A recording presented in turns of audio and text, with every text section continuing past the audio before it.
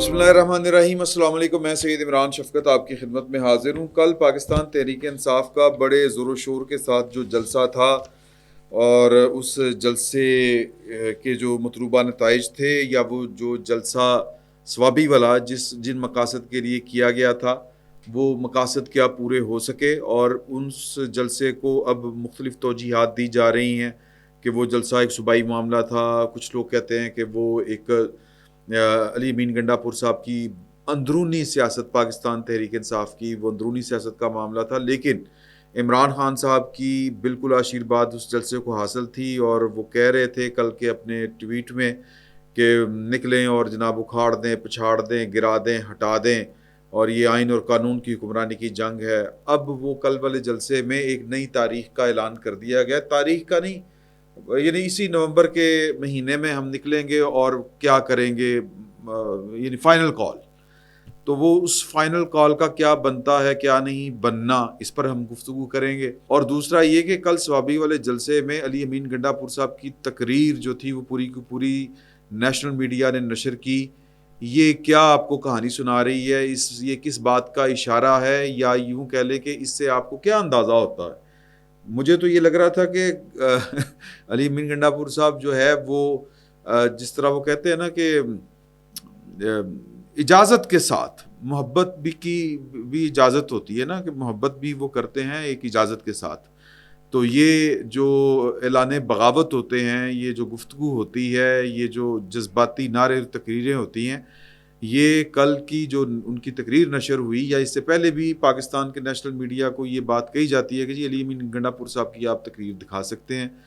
तो बहरहाल वो एहतियात तो करते हैं नेशनल मीडिया वाले हमारे कि कोई वो बहुत ज़्यादा जज्बात में की रौ में बह के कोई और इस तरह की बात ना कर जाएं जो कल को उन मीडिया हाउस को परेशानी हो, उसको जवाब देना पड़े।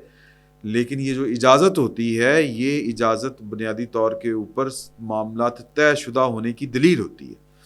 तो इस पर भी हम गुफ्तगू करेंगे कि अली अमीन गंडापुर साहब के होते हुए पाकिस्तान तहरीक इंसाफ जो है वो अपने अहदाफ को हासिल कर भी सकती है या नहीं, और पाकिस्तान तहरीक इंसाफ क्या है और इमरान खान साहब क्या हैं, ये टोटल हम गुफ्तगू करेंगे। लेकिन इससे हटके पाकिस्तान का जो असल मसला है वो क्या है, और तहरीक इंसाफ पाकिस्तान के असल मसले का एक जुज़ है, छोटा सा।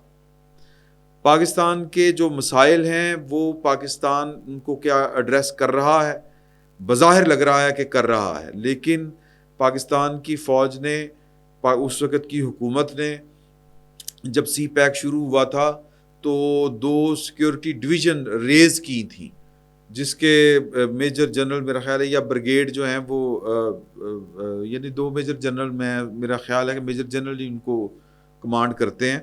2 सिक्योरिटी डिवीज़न्स हैं। डिवीज़न को मेरा ख्याल है,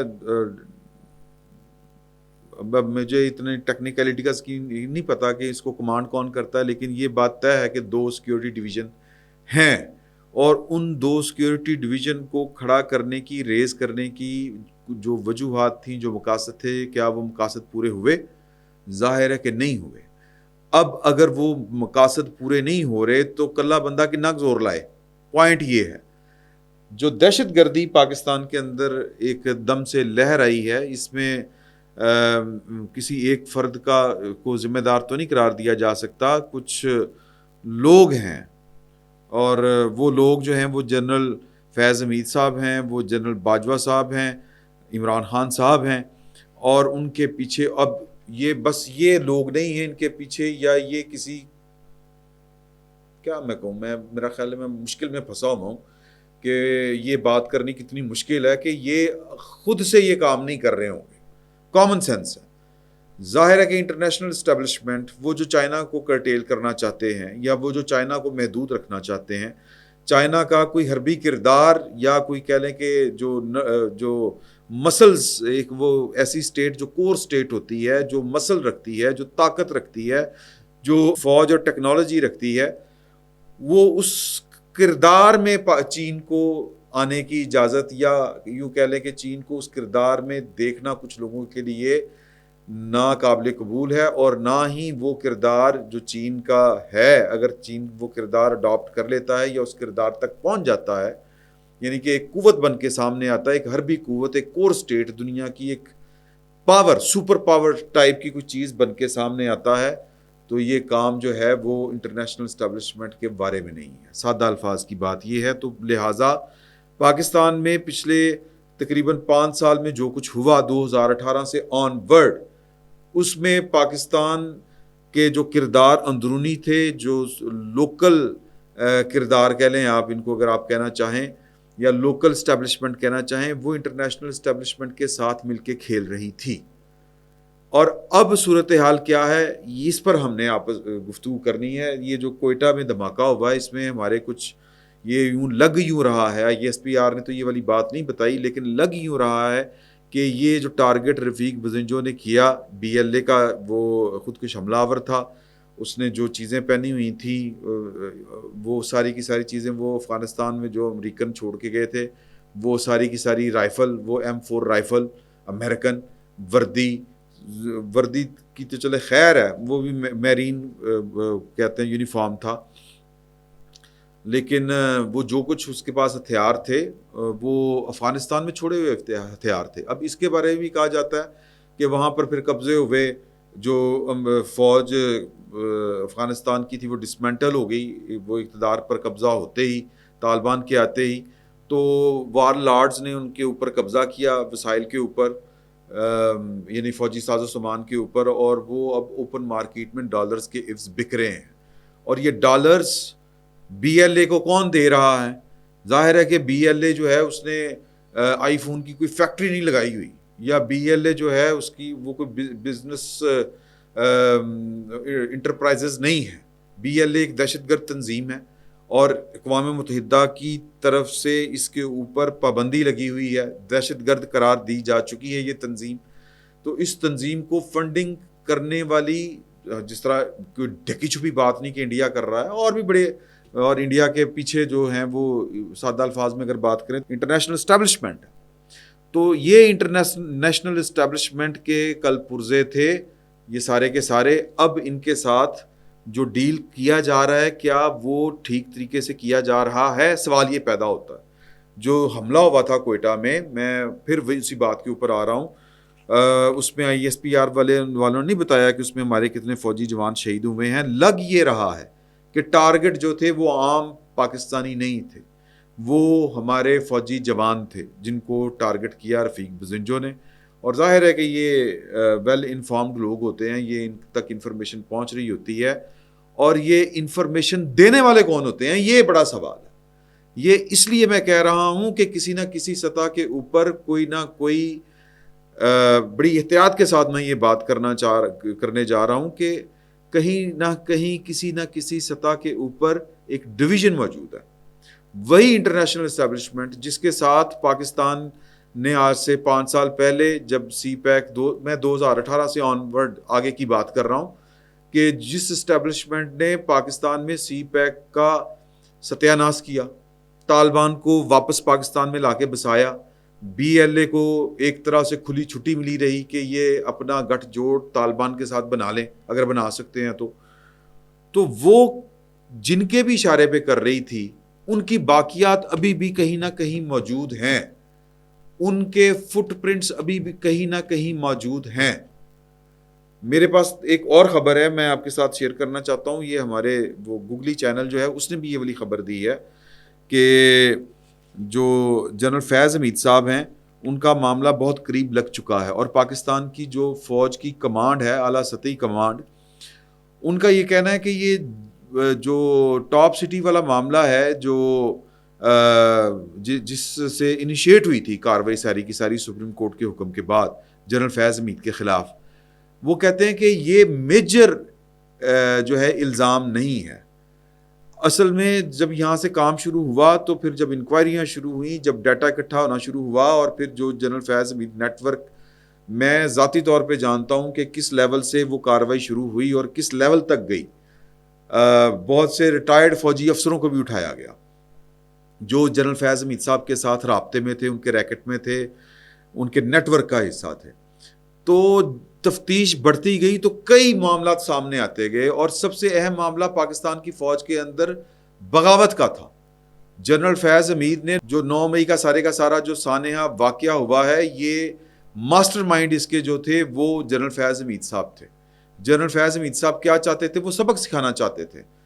جنرل عاصم منیر صاحب کا تختہ الٹنا چاہتے تھے. وہ اپنی انا کے مارے ہوئے تھے یا کسی کے اشارے کے اوپر کر رہے تھے.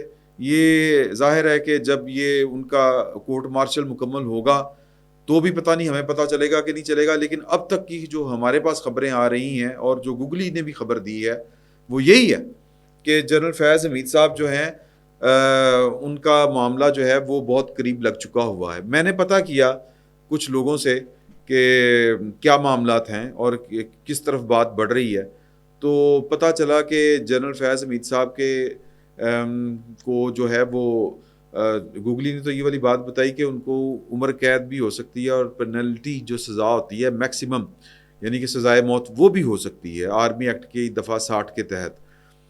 تو میں نے بھی تھوڑا سا پتہ کرنے کی کوشش کی. مجھے یہ والی بات پھر ایک دوست نے بتائی کہ اگر عمر قید ان کو دے دی جاتی ہے تو پھر مقاصد پورے نہیں ہو سکتے. مقاصد کیا ہیں کہ کل کو پھر کوئی اٹھے گا اور فوج کے اندر میوٹنی پیدا کرنے کی کوشش کرے گا، فوج کے اندر بغاوت پیدا کرنے کی کوشش کرے گا.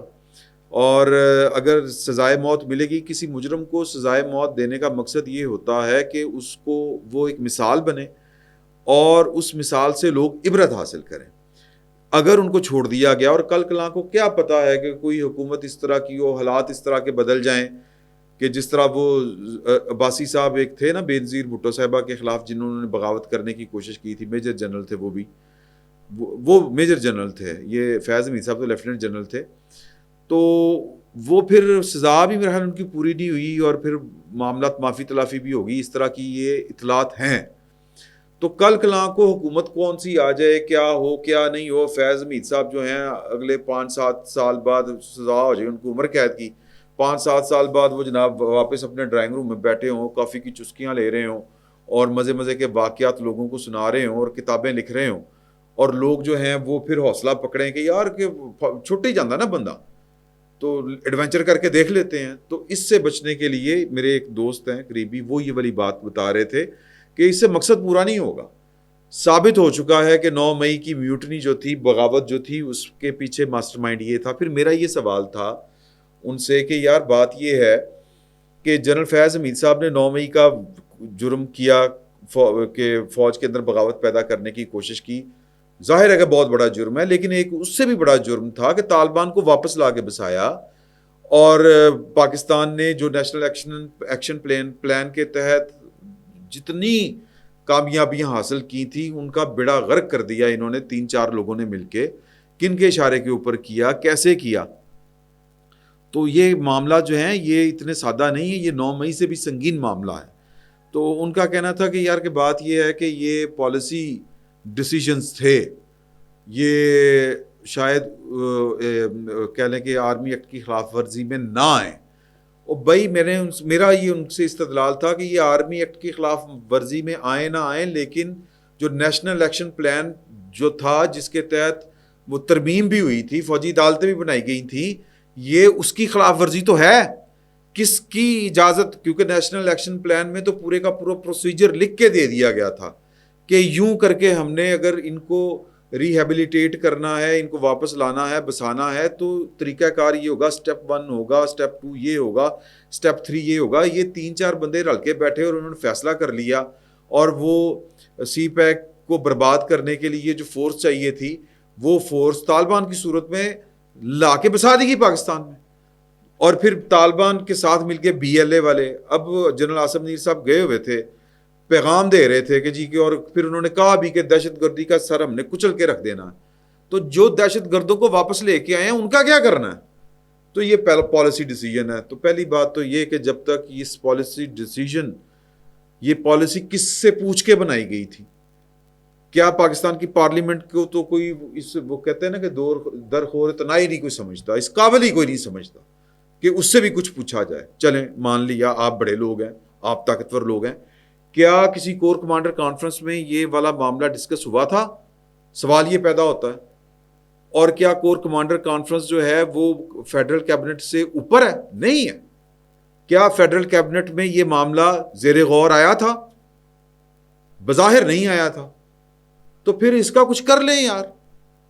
اس کا مطلب یہ ہے، میں جو بات مجھے کہتے ہوئے سادہ الفاظ میں دل کو ہول پڑ رہا ہے کہ وہ اسٹیبلشمنٹ جس نے سی پیک کو برباد کرنے کے لیے اس کو روکا، پہلے عمران خان صاحب کی قیادت میں پتہ نہیں کس کے احکامات کے اوپر عمل ہو رہا تھا، اور پھر اس سی پیک کو ہمیشہ کے لیے برباد کرنے کے لیے کہ آنے والے وقت میں بھی اگر سی پیک نے سر اٹھانا ہے، یہ اس نے چلنا ہے، تو طالبان کو یہاں اس کے اوپر لا کے بٹھا دیا جائے، نہ ہوگا امن، نہ بنے گا سی پیک. اور آج چین کے سخت قسم کے تحفظات ہیں سی پیک کے اوپر. یہ بی ایل اے والے بیٹھ کے، ظاہر ہے کہ بی ایل اے گوادر میں سی پیک یہ ساری چیزیں ہونی ہیں، تو بی ایل اے کسی کے کہنے کے اوپر یہ کر رہی ہے. یہ جو دہشت گردی ہوئی ہے اس میں بی ایل اے یعنی اس کا کردار ہے وہ کیا اس کو کہتے ہیں جی، ذمہ داری قبول کر چکی ہے. اور جو شہداء ہیں ان کی نماز جنازہ پر چیف آف آرمی سٹاف گئے ہیں. تو پوائنٹ یہ ہے کہ صرف اعلانات سے شاید چیز بننے والی نہیں ہے. اگر جنرل فیاض حمید صاحب کی سزا نزدیک آ چکی ہے تو پھر باقیوں کو بھی پکڑیں یار، اور یہ جرم بھی لگائیں اور اس کے اوپر بھی ٹرائل کریں کہ یہ سی پیک کے خلاف کس نے سازش کی تھی، کس نے اس کو رول بیک کیا تھا، اور یہ طالبان کو واپس کون لے کے آیا، کس کی اجازت سے لے کے آیا، یہ پالیسی کیا تھی، کس سے پوچھ کے بنی. جب تک یہ والے کام نہیں ہوں گے چیزیں ٹھیک ہونے والی نہیں ہیں. باقی تحریک انصاف یہ جزیات ہیں. اصل چیز یہ اعلی کار تھے، یہ عمران خان صاحب ہوں، جنرل فیاض حمید ہوں، جنرل باجوہ صاحب ہوں، کسی کے اشارے کے اوپر سب کچھ چل رہا تھا. اور اگر ہم نے ان سارے معاملات کو ٹھیک کرنا ہے تو پھر جنرل فیض، جنرل اپنے باجوہ صاحب کی وہ باقیات جو سی پیک کے خلاف جنہوں نے جو استعمال ہوئی، کیا ابھی بھی وہ کچھ نہ کچھ فنکاری دکھا رہی ہیں؟ اگر دکھا رہی ہیں تو ان کا بھی سد باب جب تک نہیں ہوگا چیزیں ٹھیک نہیں ہوگی. باقی تحریک انصاف والے کہتے رہے، جلسہ تو ان کا فلوس ہو گیا سر. اور یہ میرا خیال ہے کہ یہ چھوٹی ٹینشن ہے اب پاکستان تحریک انصاف. یہ معاملات خاصے کنٹرول میں ہیں، اور ان کو اگر سپورٹ کرنا ہے تو اسی انٹرنیشنل اسٹیبلشمنٹ نے کرنا ہے جس اسٹیبلشمنٹ کے کہنے کے اوپر یہ پاکستان کا بیڑا غرق جنہوں نے کیا. یعنی کہ وہی چین کی وہی پراکسی پاکستان میں انہوں نے کھول دی چین کی. تو ذرا تھوڑا سا معاملہ گمبھیر بھی ہے اور ثقیل بھی ہے. میں نے اپنا معافی الضمیر بڑا، میرا خیال ہے کہ کافی سارا کھول کے بیان کرنے کی کوشش کی ہے. امید ہے کہ میں جو کچھ کہنا چاہ رہا تھا وہ آپ تک میں پہنچا بھی پایا ہوں گا. تو جب تک پاکستان کی سیکیورٹی اسٹیبلشمنٹ، پاکستان کی حکومت اصل جو جڑ ہے فساد کی اس کے اوپر ہاتھ نہیں ڈالے گی، یعنی کہ تنہا فیض حمید صاحب کا جو ہے وہ کلا کما کرنے سے کام نہیں چلے گا. باقی مرضی جناب مالکان دی. فی الوقت اتنا ہی. بہت بہت شکریہ.